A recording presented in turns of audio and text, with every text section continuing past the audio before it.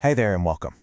Have you ever heard a phrase in English and just thought, what on earth does that mean? If so, you're in exactly the right place. Today, we're going to be cracking the code on one of the trickiest, but honestly, one of the most fun parts of the language. So I'm sure you've heard this one before. Someone says, "Oh, don't cry over spilled milk." It's a total classic. But if you're just learning the language, your first reaction is probably something like, Right? I mean, who cries about actual milk? It seems a little over the top. This exact kind of confusion, where the words make no sense, is what we're going to clear up today. yeah, it's phrases like that that can make English feel like it was designed to be confusing on purpose. So let's pull back the curtain and figure out what's really going on here. Okay, let's dive into this. We've all heard things like, it's raining cats and dogs, right? And we know, hopefully, that we don't need to run outside with an umbrella to protect us from falling poodles. So if the words don't mean what they say, what do they mean? What are these crazy phrases even called? Well, what we're talking about here is kind of like a secret code that's hidden inside the English language. And today, we are absolutely going to crack it by getting to know something called an idiom. So here it is. An idiom is just a phrase where the real meaning has almost nothing to do with the individual words. It's all about metaphor. The entire phrase works together to create a special meaning that speakers of the language just know. So crying over spilled milk isn't about milk at all. It's about getting upset over something that happened in the past that you just can't change. Now, you might be thinking, okay, that's a cool little language fact, but this is actually super practical.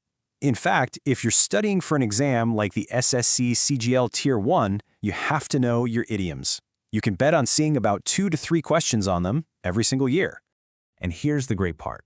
These questions are usually pretty straightforward. You either know the idiom's meaning or you don't. That makes them a fantastic way to grab some quick, easy points. So mastering idioms isn't just about sounding more fluent. It's a really smart test-taking strategy that gives you a serious edge.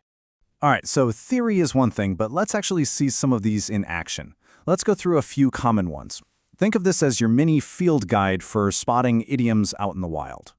You know, it's funny, a huge number of English idioms have to do with animals, so a great way to start learning them is to group them by a theme like this. It just makes them way easier to remember. First up, a total classic, let the cat out of the bag. And no, we're not talking about opening up your backpack and having a kitten jump out. What it really means is to reveal a secret, especially if you do it by accident. You've let something out that was supposed to be kept hidden or in the bag.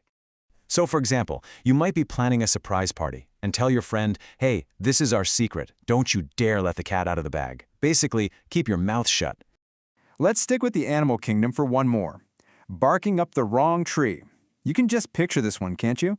A dog just going wild at the base of a tree, totally convinced a squirrel is up there, but it's the wrong tree. And that mental image is exactly what it means. It means you're looking for an answer in the wrong place, or you're blaming the wrong person for something. All your effort is pointed in the completely wrong direction. So, if a police officer thinks they've found their suspect, their partner might say, look, he has a perfect alibi. You're barking up the wrong tree. It's a super common phrase. Now, of course, idioms aren't all about animals. They're used to describe pretty much every part of human life, especially tricky or difficult situations. I love this one because it's so simple and visual. A hot potato. Just imagine it. Someone tosses you a potato that's fresh out of the oven. It's burning your hands. What do? You pass it on to someone else as fast as you possibly can. And that's the whole idea. A hot potato is a controversial topic or a really tricky problem that nobody wants to be responsible for. It's just too hot to handle. For instance, you'll hear in the news about a political hot potato. That's some sensitive issue that politicians find really difficult and maybe even dangerous to deal with, so they keep trying to pass the responsibility to someone else. See? Once you start to get the hang of these, it's like you've unlocked a new superpower. You're not just speaking English, you're starting to understand its culture, its creativity, and its quirks. So, what's the game plan? How do you get good at this? The number one rule, the most important shift you have to make, is to stop thinking literally. When you hear a weird phrase, ask yourself, what could this represent? Look for clues in the conversation, and then just practice. The more you see them, the more they'll start to click. And hey, try to have fun with it. Language is creative. You know, learning idioms is like learning the secret handshake of a language. It just makes everything feel more natural. And every single language has them.